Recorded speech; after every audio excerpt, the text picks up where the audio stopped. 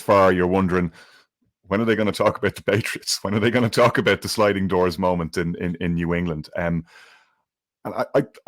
so here, because of the way this story ends up, and we all know what the finish line is, and we all know that it's 6 Lombardis, that you end up probably hyper obsessing over individual moments and individual decisions within that story. And yet there are so many good storylines and so many times when it could have gone in a different direction in New England. So maybe start outlining some of those, because God knows there's plenty to chop up here.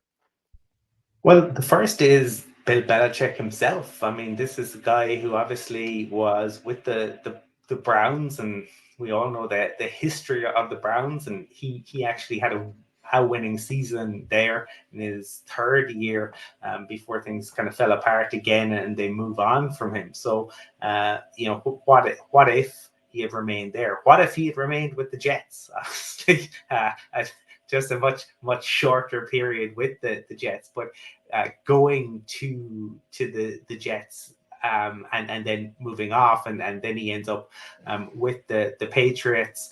And then I think probably the first big what if is the tuck rule, and what for you, I suppose, like what's your take on if the tuck rule hadn't been called, and it was the second time that year that the Patriots had utilized the tuck rule, but obviously much different circumstances. What do you think would have come out of that? Well, there's a huge amount to unpack in that column, and I think you got to start before you even get to the tuck rule with the Bledsoe injury and with what that says about Belichick's coaching style and his unorthodox and counterintuitive mindset, right? Because Bledsoe gets injured in a horrific hit. We talked about the Theismann hit. Bledsoe nearly died. I mean, he had emergency life-saving surgery after rupturing I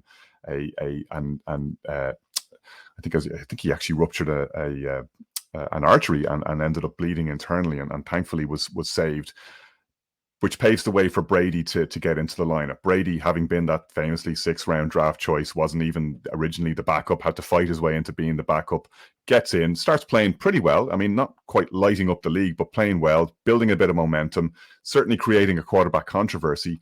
Bledsoe comes back from injury, and the practice of the time, and very much still the case now, Bledsoe, let's not forget, was not a chump. He had led the Patriots to, within a whisker of a Super Bowl when Bill Parcells was coach. He was the highest paid quarterback in the league and in history at that time. Obviously, that's the pattern of when your contract comes up for renewal, which still holds true today.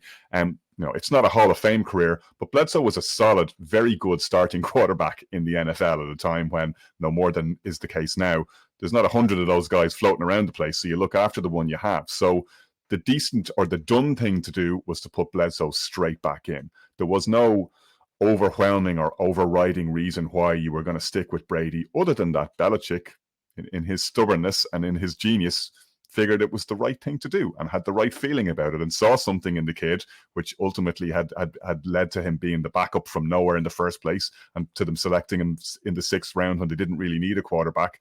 There was something there, so he him in, which is Belichick, let's not forget, is on a pretty warm seat at this stage. This previous season hasn't gone particularly well. The Patriots, they weren't a dumpster fire before Belichick got there. They'd had Parcells as a head coach who gets them all the way, get them over the line. They'd had Pete Carroll in the hot seat. That was up and down, but again, they were considered to be a playoff caliber team that had prospects. So it wasn't a turnaround or rebuilding job. This was a good, solid team that had a chance. He's not the most popular candidate to get the coaching job in the first place. And even when Robert Kraft rings Art Modell, the then Browns owner, Modell tells him straight, this guy isn't head coaching material. So they go against the grain in selecting him. There's all of that swirling around. He's made the decision to go with Brady, which a lot of people are unhappy about. And now the kid drops the ball in the biggest game that the Patriots are facing all season. And they get away with it. So if that doesn't go the way that it did, does Belichick still keep his job? He's the one who's invested all of this faith in Brady up to that point, when a lot of people would have done otherwise. And this is the "see, I told you so" moment. I told you the kid wasn't up to it in the biggest game. I think, and maybe we succumb to narrative fallacy at time, as is our wont as NFL fans. But I think you can say that could have been the end for both of them right there. I think it's that significant a moment. Certainly has the potential, and that's the piece. I mean, you talked about, was Eli Manning destined to beat Brady? Was Brady destined to, what was the sheer force of will, the sheer force of personality? I mean, this is a guy who made himself the best QB, or the most successful. I know people will forever argue about who the best, the purest, and etc., but without doubt, the most successful. He truly, I mean, when you talk about kind of self-made man, this is it. This is a guy, he didn't have, maybe the natural ability, right, that Peyton Manning has, or that Joe Montana has, or that John Elway had. But what he had was a determination and a steeliness and an ice cold demeanor in the toughest of situations, and a never say die. I mean, this guy is the personification of Rocky. I mean, talk about getting up off the canvas time and time and time again when it all seemed hopeless. And it just didn't matter to him what the score was. He went out and he played the game as if the score was 0-0. I mean, whether he was up by 30 points, whether he was down by 30 points. I mean, I've never seen anything quite like it. And it was a perfect marriage between him and Belichick. But yeah, if Belichick, gets the bullet because they don't win this, could it have been different? Yeah, of course. Again, we go back to, would Mahomes be Mahomes if he'd gone to the Bears? No. But would Brady have been Brady without Belichick? No. He'd have been something, but what exactly that would have been. So it is huge, and probably in terms of the implications and what would transpire in the 2 decades that followed this game.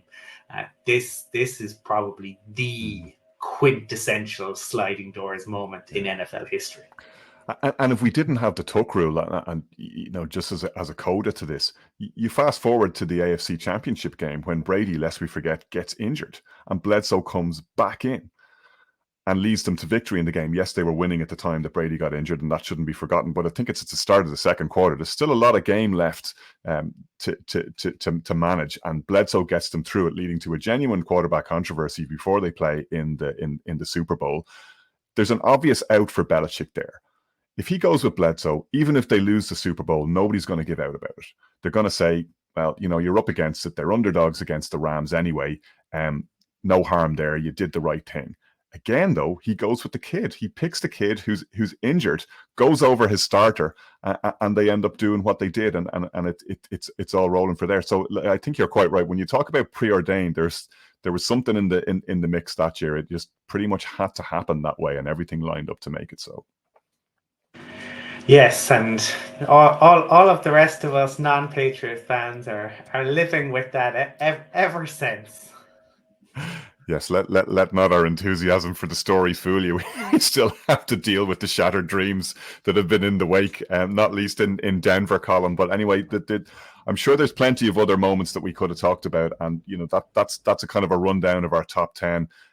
What we'd love though is to hear from you on our social channels. Let us know, what was the sliding doors moment that impacted your team? Which do you think was the ultimate NFL sliding doors moment? We probably put our colors to the mast there in saying that the one that we've just wrapped up on arguably is the one that has the greatest impact on how the league has unfolded, and certainly how the Patriots dynasty unfolded. But plenty more in there that we could have talked about. What would have happened if the Steelers had drafted Marino, Colin?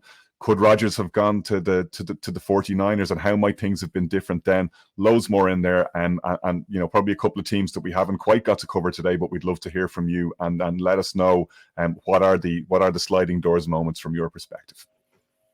Absolutely, Connor, and I'm sure we'll have Cowboys fans screaming about Des catching the ball. So yeah, we'd love to hear from fans. And as you mentioned at the beginning, there are tickets still on sale.